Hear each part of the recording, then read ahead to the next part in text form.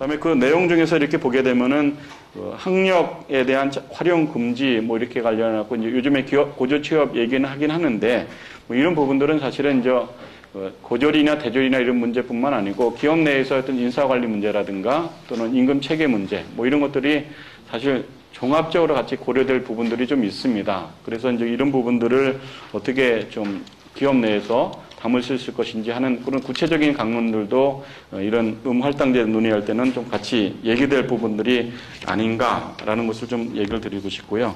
하여튼 그럼에도 불구하고 그 청년 일자리 실업 대책 관련해서는 계속적으로 그 확대하는 정책들이 좀 필요하고 그것을 위해서는 고용 인프라라는 강화 방안을 마련할 필요가 있겠다라는 것을 하고 그다음에 사실 현실적으로 그런 문제들이 있지만은 그럼 손 놓고 있을 것인가 관련해서는 공공 부분에서 청년 일자리 확대들을 좀 필요하고 지금도 좀 시행하고 있지만은 청년 취업 인턴제 뭐 이런 것 같은 경우는 약간의 재정적인 부담은 있긴 있지만은 지속적으로 좀 추진할 필요가 있지 않은가 그런 생각이 들고요. 또 그런 좀 대안 중에서 뭐 고용 창출 투자세 공제 제도도 사실은 한번 시험적으로 해봤는데 그렇게 이제 실제적인 효과가 그렇게 없었던 것 같아요. 그래서 이제 상대적으로 그 투자를 한정된 재원에서 투자를 할 것이라고 그러면은 청년 인턴제 같은 경우를 중소기업으로 더 확대해서 일단은 좀 당분간 유지하는 것이 좀 필요하지 않은가 그런 생각이 들고요. 그다음에 이제 이런 모든 취업 관련해서 뭐 교육을 통해서 다 하긴 하겠지만은 사실은 더 중요한 것은 청년 이분들이 그 기업에 갔을 때 좀 친화적인 일자리 경유를 다양하기 위해서 직업 능력 개발의 길 뭐 이런 것들을 좀 인프라 이런 것들을 좀 다양하게 할 필요는 있겠다 하는 생각은 들고요. 또 경우에 따라서는 아까 말씀드린 청년 인턴 이런 거 관련해서는 지금도 이제 고용지원센터 뭐 이런 데가 있지만은 하여튼간에 청년 인턴 관련해서는 통합적으로 좀 지원하는 완전 더 서비스할 수 있는 그런 것들도 설립할 것은 좀 필요하지 않은가 그런 생각이 들고요.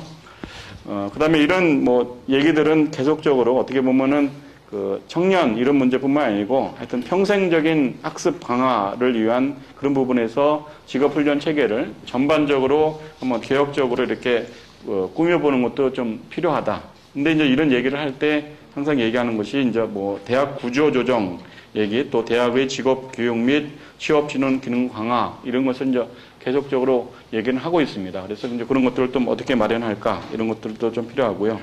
또 지역별, 업종별 중소기업의 직업훈련센터 설립 뭐 이런 부분들도 좀 필요하다. 그리고 청년 관련해서는 뭐 가시적으로 이렇게 많은 사람들이 그쪽으로 갈까라는 것은 의구시되는 부분도 없잖아 있지만은 청년 해외 취업 확대 방안 뭐 이런 것들도 국가별 수요에 맞추어서 해외로 이렇게 취업하는 것들도 아마 계속적으로 좀 관심을 가져야 되지 않을까. 물론 이제 저희들 가까운 일본에 한번 IT 붐이 이제 일본에도 필요할 때 많은 한국인 청년들이 사실 일본의 IT 분야로 진출한 사례는 있긴 있는데 그때는 사실 이제 초기에 갔을 때는 국내에서 나름대로 준비된 그 사람들이 가서 그쪽 일본 노동시장에서도 정착을 했는데 수요가 많다 보니까 국내에서 준비를 제대로 못 시켜갖고 가갖고 이제 실질적으로 써보니까 기대한 것이 안 되니까 실질적으로 정착하지 못한 뭐 이런 것들이 좀 있긴 있었지만은 뭐 하여튼 이쪽에서 해외에서 필요한 수요가 있다라고 그러면은 그런 부분들을 좀 관심을 갖고 그 국가적인 수요에 따라서 청년 해외 취업 확대하는 것들은 계속적으로 필요하지 않은가 그런 생각이 들고요.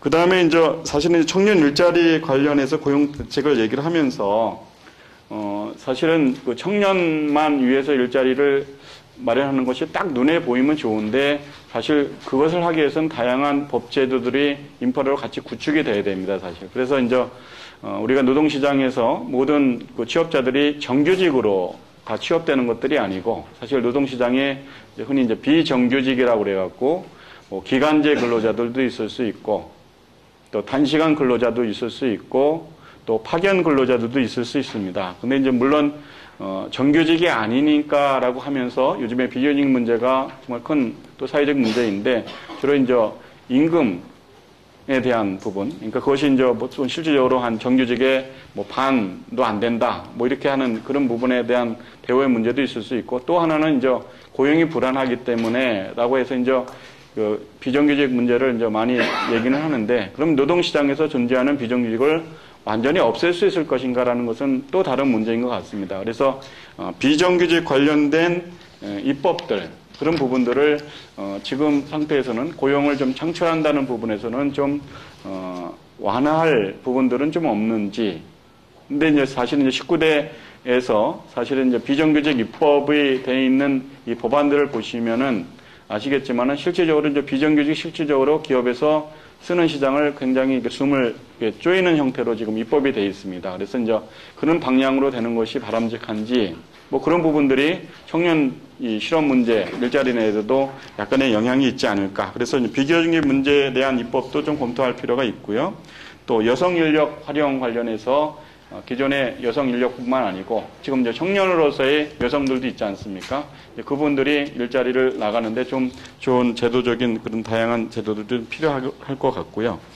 또 하나는 이 고령자 관련해서 사실은 우리나라에서 아까 그 정년 말씀을 드렸는데 지금 입법적으로는 정년을 연장하겠다라고 이렇게 얘기를 합니다. 그래서 이제 우리가 이제 국민연금 같은 경우는 향후 이렇게 보면 국민연금을 받는 그 수급 개시 연령이 65세가 되지 않습니까? 그래서 이제 그 기업에서도 사실은 이제 65세까지 일을 하고 국민연금을 받는 것이 가장 바람직한데, 지금 이제 아까 말씀드렸듯이 정년이 한 55세 정도가 되고 오히려 또 그것도 안 되는 이런 상황인데, 이걸 입법적으로 60세까지 이제 의무화하겠다라는 그런 법안입니다. 근데 이제 그럼 기업들이 그거를 다 받아들이면 되는데, 사실 이제 공무원들이나 공공 부분은 모르겠지만 민간 기업들은 이제 그게 준비가 안 돼 있거든요. 그래서 이제 이런 부분들이 또 연장하는 거에 따라서 그쪽에 이제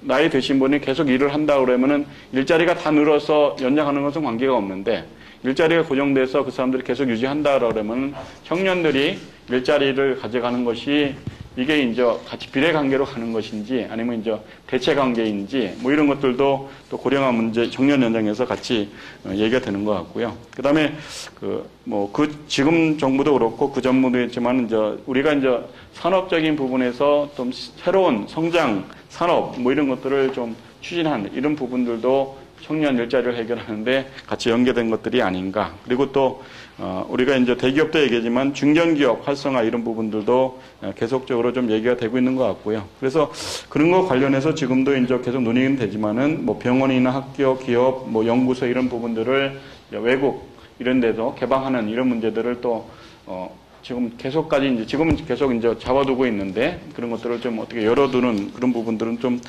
불필요한지 그런 것들을 좀 검토하는 것이 필요하지 않나 그렇게 생각이 됩니다. 그럼 제 발표는 여기서 마치도록 하겠습니다. 이상입니다. 감사합니다.